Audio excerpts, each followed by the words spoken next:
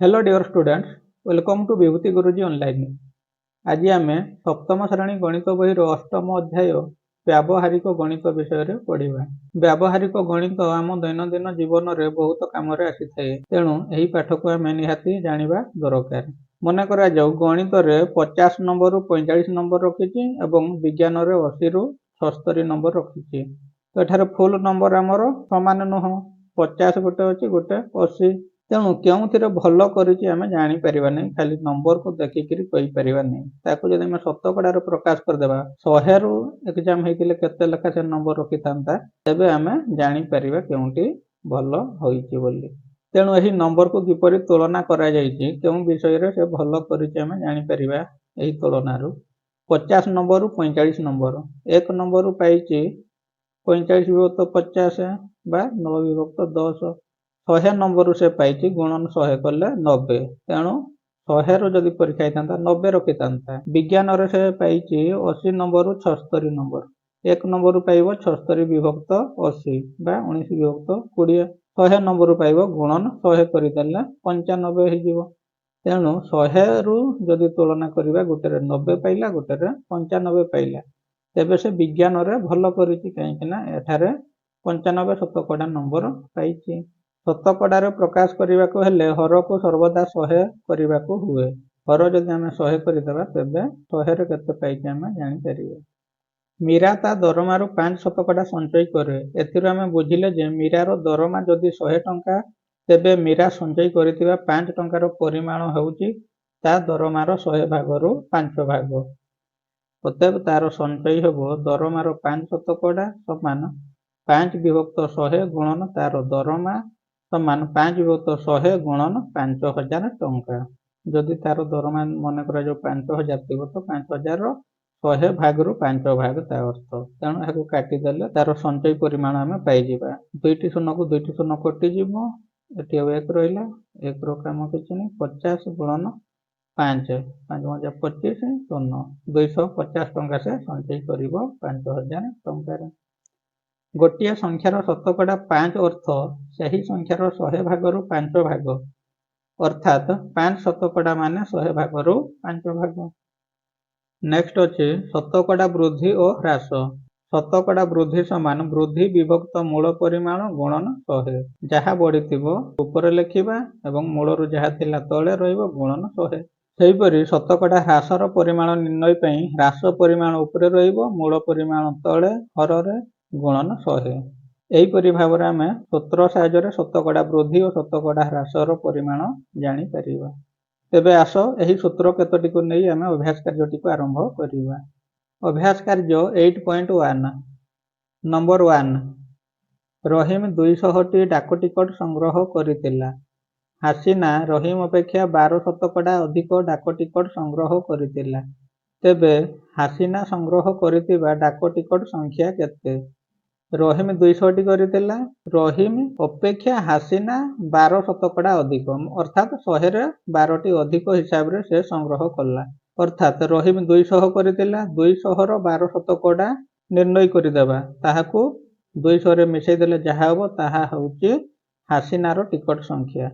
तेबे हासिना केतोटी डाक टिकट संग्रह करथिला आमे जानि परिबा। रहीम डाक टिकट संग्रह करथिला 200 टी।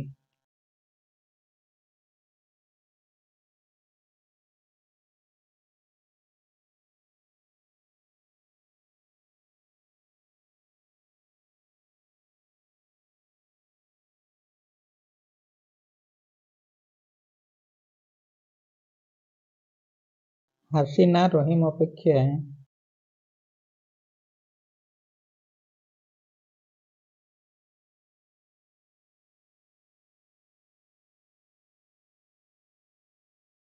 12 शतकड़ा अधिक संग्रह करिथिला।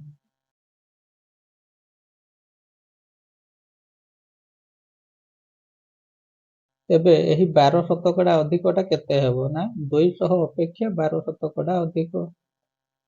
तेणु 200 रो 12 शतकड़ा प्रथमे काढी देबा। अतएव 200 रो 12 शतकड़ा काढिबा समान ର ମାନେ ଗୁଣନ 12 ଶତକଡାକୁ 12 ବିଭକ୍ତ 100 100 ଦୁणे 200 କରିପାରିବା 12 ଦୁणे 24। ତେଣୁ ସେ 24ଟି ଅଧିକ ସଂଗ୍ରହ କରିଥିଲା କାହା ଅପେକ୍ଷା ନା 200 ଅପେକ୍ଷା ରହିମ ଅପେକ୍ଷା। ତେଣୁ ସେଇ 200ରେ 24 ମିଶାଇ ଦେଲେ ପାଇବା 224। ତେବେ ଅତଏବ ଲେଖିବା ହାସିନା ସଂଗ୍ରହ କରିଥିବା ଡାକ ଟିକଟ ସଂଖ୍ୟା କେତେ ନା ହାସିନା ସଂଗ୍ରହ କରିଥିବା ଡାକ ଟିକଟ ସଂଖ୍ୟା 224। ହାସିନା ସଂଗ୍ରହ କରିଥିବା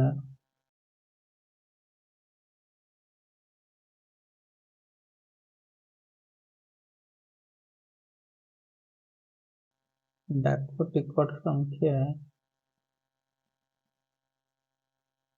224ଟି। आंसर नंबर 2 मिथुन 150ଟି ନଡ଼ିଆ ବିକିବାକୁ ରଖିଥିଲା। ସେଥିରୁ 20% ନଷ୍ଟ ହୋଇଗଲା। ଅବଶିଷ୍ଟ ନଡ଼ିଆକୁ ସେ ଗୋଟା ପ୍ରତି 5 ଟଙ୍କା ହିସାବରେ ବିକିଲେ ନଡ଼ିଆ ବିକ୍ରିରୁ ସେ ମୋଟ କେତେ ଟଙ୍କା ପାଇଲା? ତେବେ ପ୍ରଥମେ 150ର 20% କାଢ଼ିବା। 20%କୁ 150ରୁ ବିୟୋଗ କରିଦେବା। ବିୟୋଗ କରିଦେଲେ ଅବଶିଷ୍ଟ ଭଲ ନଡ଼ିଆ ଆଉ ରହିବ। ସେହି ଅବଶିଷ୍ଟ ଭଲ ନଡ଼ିଆକୁ ଗୋଟା ପ୍ରତି 5 ଟଙ୍କା ହିସାବରେ ବିକିଲେ କେତେ ଟଙ୍କା ପାଇବ? ଅର୍ଥାତ୍ ଯେତୋଟି ନଡ଼ିଆ ଆଉ ବଳିବ ସେତିକି ଗୁଣନ 5 କଲେ ସେ କେତେ ଟଙ୍କା ପାଇଲା ଜାଣିପାରିବା। ମିଥୁନ ନଡ଼ିଆ ରଖିଥିଲା 150ଟି।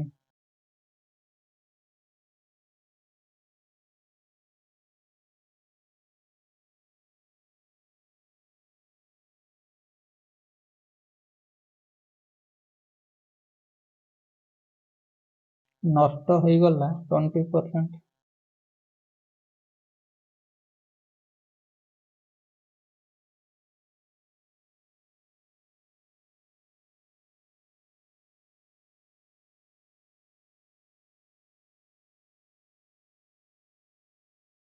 ନଷ୍ଟ ପରିମାଣ କାଢ଼ିବା 150ର 20% ବା 150ର ମାନେ ଗୁଣନ 20 ଶତକଡାକୁ 20 ବିଭକ୍ତ 100।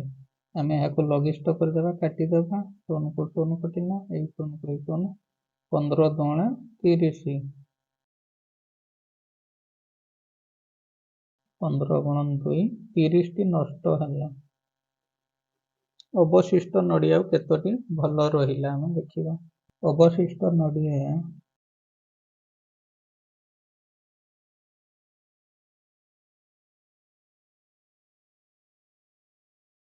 150ଟି ରଖିଥିଲା ସେଥିରୁ 30ଟି ନଷ୍ଟ ହେଲା। 30କୁ ବିୟୋଗ କଲେ ହେବ ଆଉ 120ଟି।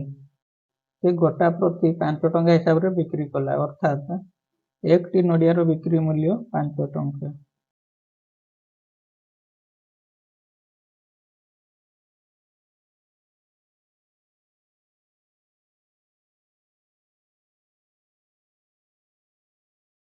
ସମୁଦାୟ 120ଟି ଯାକ ନଡ଼ିଆ ବିକ୍ରି କରିବ। ତେଣୁ ଲେଖିବା 120ଟି ନଡ଼ିଆର ବିକ୍ରି ମୂଲ୍ୟ 120 ଗୁଣନ 5 ଟଙ୍କା ବା 5 ଗୁଣନ 120। ତେବେ 12 ପଞ୍ଚା 60 120ର ଶୂନ ପଡ଼ିଗଲା 600 ଟଙ୍କା। ଅତଏବ ନଡ଼ିଆ ବିକ୍ରିରୁ ସେ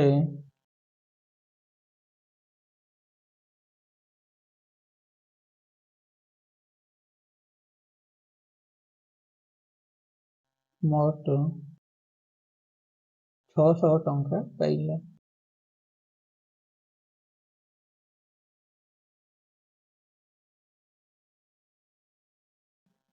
आंसर नंबर 3 जॉन परीक्षाରେ 445 नंबर ରଖିବାରୁ ତାର ପ୍ରଥମ ଶ୍ରେଣୀ ନମ୍ବରରୁ 35 ନମ୍ବର କମ୍ ରହିଲା। ଯଦି ପ୍ରଥମ ଶ୍ରେଣୀରେ ପାସ୍ କରିବା ଲାଗି ଅତି କମରେ 60% ନମ୍ବର ଆବଶ୍ୟକ ହୋଇଥାଏ ତେବେ ମୋଟ କେତେ ନମ୍ବର ଲାଗି ପରୀକ୍ଷା ହୋଇଥିଲା? 60% ରଖିଥିଲେ ସିଏ ପ୍ରଥମ ଶ୍ରେଣୀରେ ପାସ୍ କରିଥାନ୍ତା। ଅର୍ଥାତ୍ तार केते नंबर है 35 नंबर है तेणु यही नंबर एति मिसेदेवा जहाँ हम से 60% नंबर मोट नंबर हूँ 100% से एक शतकड़ा काढ़ीदेवा तापर 100 शतकड़ा 100 गुणीदेवा तेणु मोट नंबर आम पाइबा। जन परीक्षा रे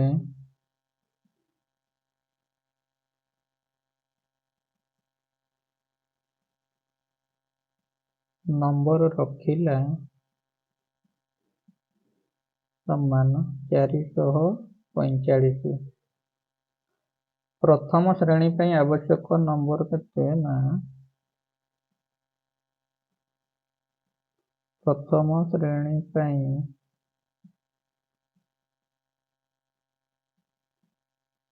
आवश्यक नंबर रखी 445 आउ है नहीं 35 या जोड़ीदेले आम केते नंबर आवश्यक जापर 5 5 10 रु 0 गला 1 4 4 8 4 को 4 480 हो तेणु प्रश्नानुसार आम जाना 60% नंबर समान 480 कहीपर कहीं प्रश्न कौच आती नंबर है अर्थात एति होते से प्रथम श्रेणी में पास कर प्रथम श्रेणी अति कम 60 शतकड़ा नंबर आवश्यक तेणु प्रश्नानुसार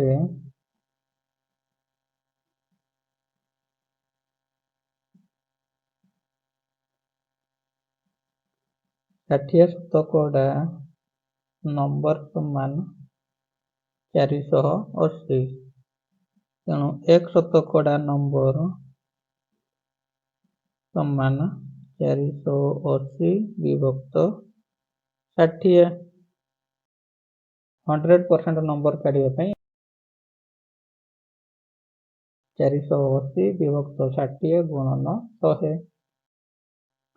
तेणु 0 को 0 काटिदेवा 6 को 48 अच्छे 6 8 48 8 गुणन 100 800 तेणु अतएव आम लिखा मोट 800 नंबर लगी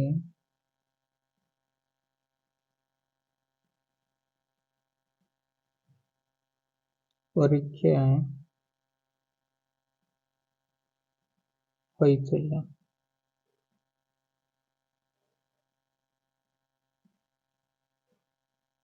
आंसर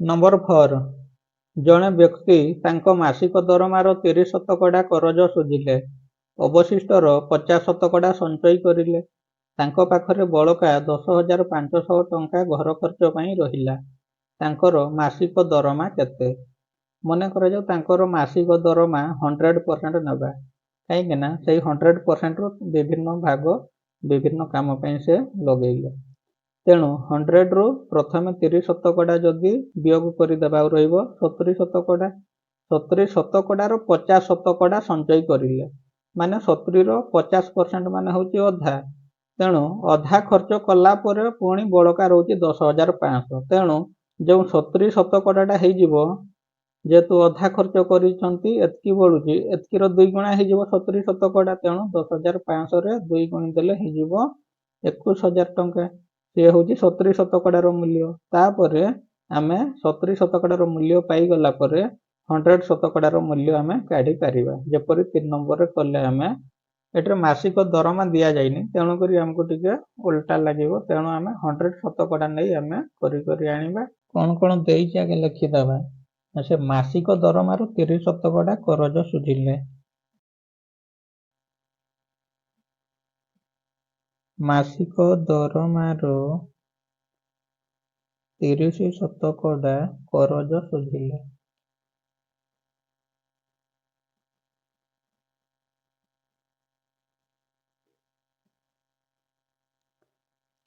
अवशिष्टर 50 शतकड़ा संचय कले 30 भाग गला पर जो रहा ताहार 50 शतकड़ा अवशिष्टर 50 शतकड़ा संचय कले संचय कला पर घर खर्च पई रहीगला 10,500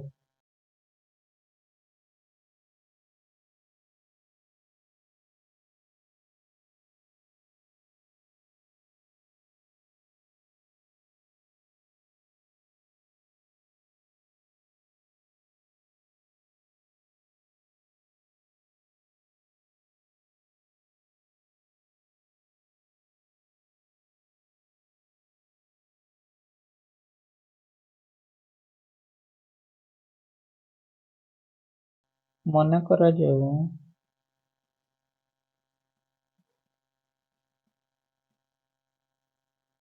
ମାସିକ ଦରମା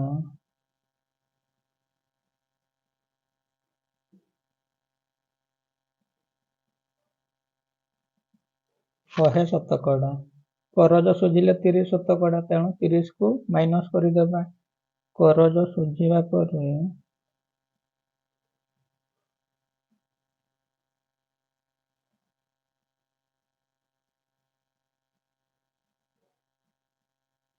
ଅବଶିଷ୍ଟ ରହିଲା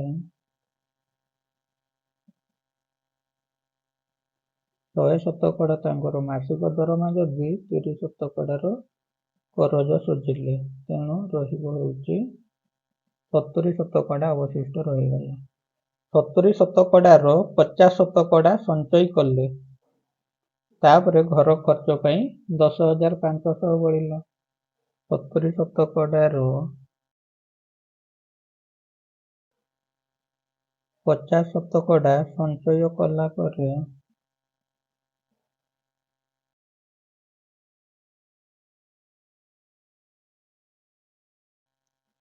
ଘର ଖର୍ଚ୍ଚ ପାଇଁ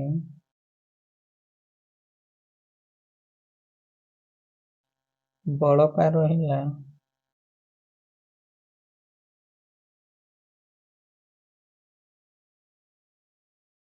10,500 ଟଙ୍କା। ପୁରା 70 ଶତକଡ଼ା ପାଇବା ପାଇଁ ଆମେ ଏହାକୁ 2 ଗୁଣ କରିଦେବା। ତେଣୁ ଆମେ ଲେଖିବା ଅତଏବ 70 ଶତକଡ଼ା ସମାନ 10,500 ଗୁଣନ 2 ସମାନ 21,000 ଟଙ୍କା।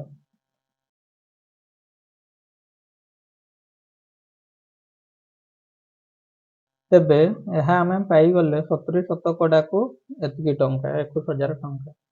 ଏହି 21,000 ଟଙ୍କା ହେଉଛି ତାଙ୍କର ମାସିକ ଦରମାର 70 ଶତକଡ଼ା। ଲେଖିବା ମାସିକ ଦରମାର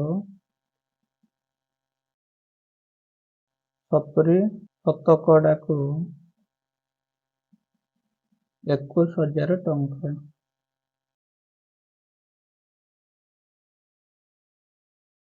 1 ଶତକଡ଼ାକୁ ହେବ 21,000 ବିଭକ୍ତ 70 ଟଙ୍କା।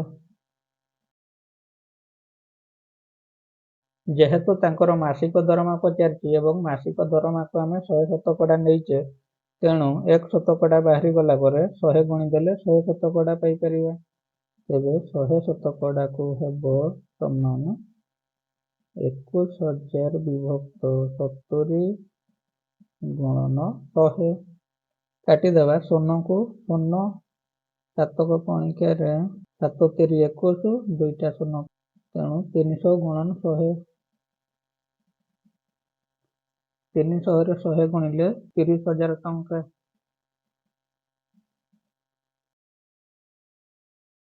ତ ଏହା ହେଉଛି ଆନସାର। ଅତଏବ ଆମେ ଲେଖିବା ତାଙ୍କର ମାସିକ ଦରମା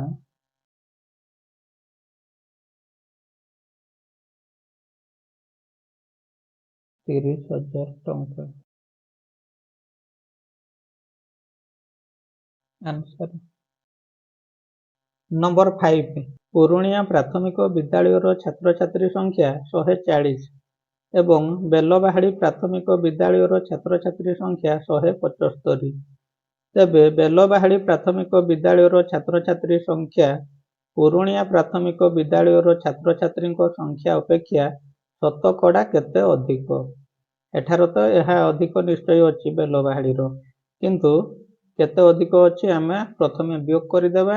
175ରୁ 140 ବିୟୋଗ କଲେ 35 ହେବ ଏବଂ ସେଇ 35ଟା 140 ଠାରୁ ଶତକଡ଼ା କେତେ ଅଧିକ, 100ରେ କେତେ ଅଧିକ ହିସାବରେ ସିଏ ଯାଉଛି, ତାକୁ ବାହାର କରିବା ପାଇଁ ଆମେ ବଢ଼ିଛି ହେଉଛି 35, ତେଣୁ ବୃଦ୍ଧି 35 ବିଭକ୍ତ ମୂଳ ପରିମାଣ ଏଠାରେ ପୁରୁଣିଆ ଠାରୁ ତୁଳନା କରାଯାଉଛି, ଏହା କେତେ ଅଧିକ ମାନେ ମୂଳ ପରିମାଣ ରହିବ 140 ଗୁଣନ ଶତକଡ଼ା, ମାନେ 100 ଗୁଣିଦେଲେ ଏହାର ଉତ୍ତର ପାଇଯିବା।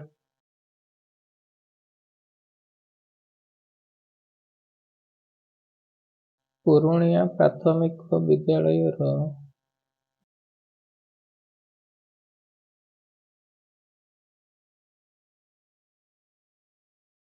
ଛାତ୍ରଛାତ୍ରୀ ସଂଖ୍ୟା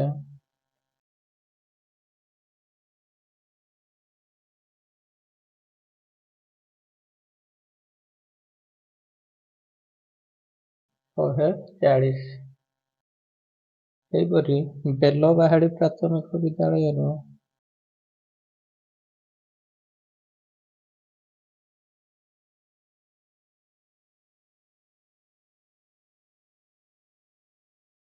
ଛାତ୍ରଛାତ୍ରୀ ସଂଖ୍ୟା 175। ବେଲବାହାଳିରେ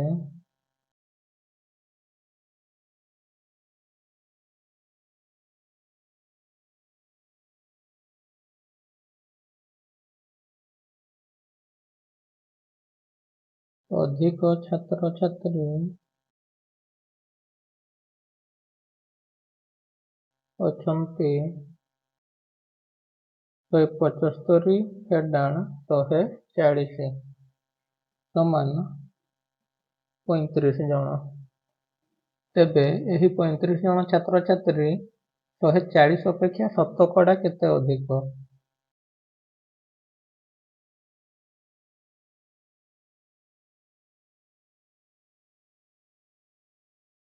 ଶତକଡ଼ା ଅଧିକ ସମାନ 35 ଜଣ ଅଧିକ ଅଛନ୍ତି 140 ଅପେକ୍ଷା ଗୁଣନ ଶତକଡ଼ା ମାନେ 100ରେ ଗୁଣିଦେବା। ପ୍ରଥମେ ଶୂନକୁ ଶୂନ କଟିବ, 2ରେ କାଟିଲେ 2 ସତା 14, 2 ପଞ୍ଚା 10, 7 ପଞ୍ଚା 35 ସମାନ 5 ଗୁଣନ 5 ସମାନ 25 ଶତକଡ଼ା। ଅତଏବ ବେଲବାହାଳି ପ୍ରାଥମିକ ବିଦ୍ୟାଳୟର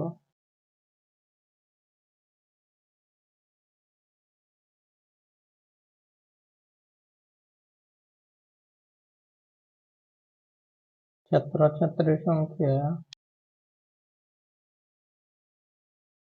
25 ଶତକଡ଼ା ଅଧିକ। Answer number 6। ଖଲିଲ ବାବୁଙ୍କ ବଗିଚାରେ 60ଟି ନଡ଼ିଆ ଗଛ ଅଛି ଏବଂ ଜୟନ୍ତ ବାବୁଙ୍କ ବାଡ଼ିରେ 75ଟି ନଡ଼ିଆ ଗଛ ଅଛି। କ. ଖଲିଲ ବାବୁଙ୍କ ନଡ଼ିଆ ଗଛ ସଂଖ୍ୟା ଜୟନ୍ତ ବାବୁଙ୍କ ନଡ଼ିଆ ଗଛ ସଂଖ୍ୟା ଅପେକ୍ଷା ଶତକଡ଼ା କେତେ କମ୍? ଜୟନ୍ତ ବାବୁ ଅପେକ୍ଷା ଖଲିଲ ବାବୁଙ୍କର କେତେ କମ୍ ପଚାରିଛି। ତେଣୁ ଜୟନ୍ତ ବାବୁଙ୍କର ଅଧିକ ଅଛି 75, 75ରୁ 60କୁ ବିୟୋଗ କରିଦେବା, 15ଟି କମ୍ ଅଛି ଜୟନ୍ତ ବାବୁଙ୍କ ଅପେକ୍ଷା। ତେଣୁ 15 ବିଭକ୍ତ 75 ହେବ। 15 ବିଭକ୍ତ 75 ଗୁଣନ 100 କଲେ ଶତକଡ଼ା କେତେ କମ୍ ଅଛି ଜାଣିପାରିବା। ତେଣୁ ଖଲିଲ ବାବୁଙ୍କର 15ଟି ଗଛ କମ୍ ଅଛି ଜୟନ୍ତ ବାବୁଙ୍କ ଅପେକ୍ଷା। ଶତକଡ଼ା କମ୍ ଜାଣିବା ପାଇଁ ଆମେ 15 ବିଭକ୍ତ 75 ଗୁଣନ 100 କରିବା।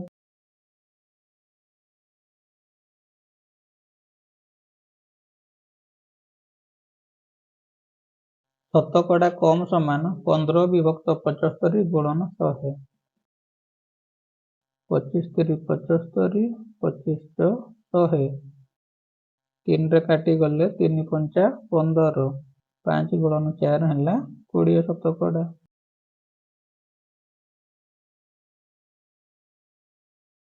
ଅତଏବ ଆମେ ଲେଖିବା ଖଲିଲ ବାବୁଙ୍କ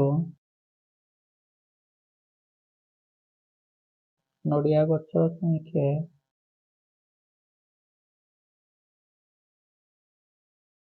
କୋଡ଼ିଏ ଶତକଡ଼ା କମ୍। ପୁରା ବାକ୍ୟରୁ ତାକୁ ଲେଖିବ ଖଲିଲ ବାବୁଙ୍କ ନଡ଼ିଆ ଗଛ ସଂଖ୍ୟା ଜୟନ୍ତ ବାବୁଙ୍କ ନଡ଼ିଆ ଗଛ ସଂଖ୍ୟା ଠାରୁ 20 ଶତକଡ଼ା କମ୍। ଏହା ହେଉଛି ଗୋଟେ ଆନ୍ସର। ଖ ଅଛି ଜୟନ୍ତ ବାବୁଙ୍କ ନଡ଼ିଆ ଗଛ ସଂଖ୍ୟା ଖଲିଲ ବାବୁଙ୍କ ନଡ଼ିଆ ଗଛ ସଂଖ୍ୟା ଅପେକ୍ଷା ଶତକଡ଼ା କେତେ ଅଧିକ? ତେଣୁ ଜୟନ୍ତ ବାବୁଙ୍କ ଯେଉଁ ଅଧିକ 15ଟି ଅଛି ଖଲିଲ ବାବୁଙ୍କ ଅପେକ୍ଷା, ତେଣୁ ଶତକଡ଼ାରୁ ତାକୁ ଜାଣିବା ପାଇଁ ଆମେ ସେଇ 15 ବିଭକ୍ତ 60 ଗୁଣନ 100 କଲେ ଆମେ ଶତକଡ଼ା କେତେ ଅଧିକ ଅଛି ଜାଣିପାରିବା।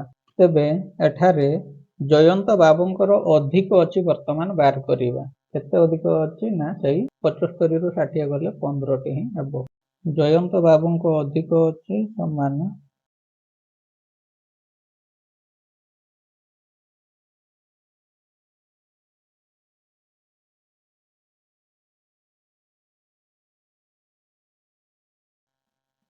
75ରୁ 60 ବିୟୋଗ କଲେ 15ଟି ନଡ଼ିଆ ଗଛ ଅଧିକ ଅଛି। ଆଉ ଶତକଡ଼ା ଅଧିକ ବାହାର କରିବା ପାଇଁ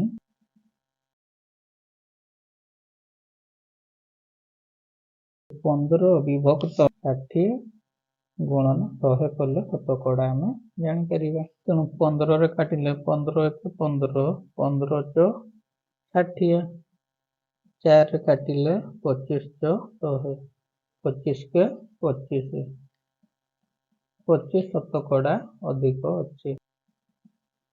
ଅତଏବ ଜୟନ୍ତ ବାବୁଙ୍କ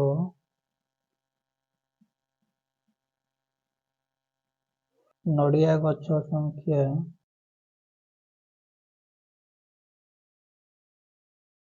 ଖଲିଲ ବାବୁଙ୍କ ନଡ଼ିଆ ଗଛ ସଂଖ୍ୟା ଅପେକ୍ଷା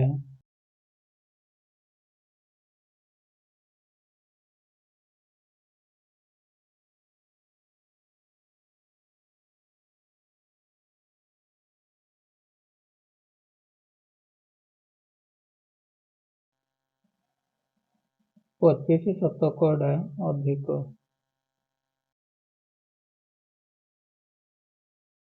ଗ.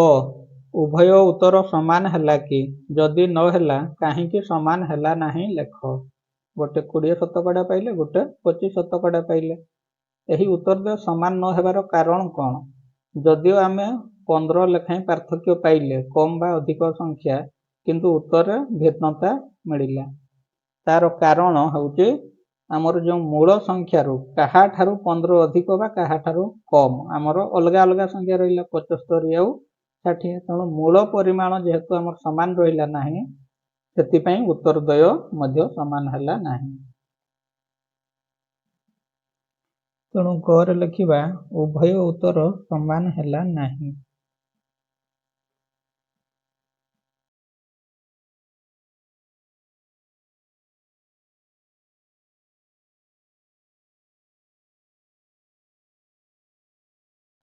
କାରଣ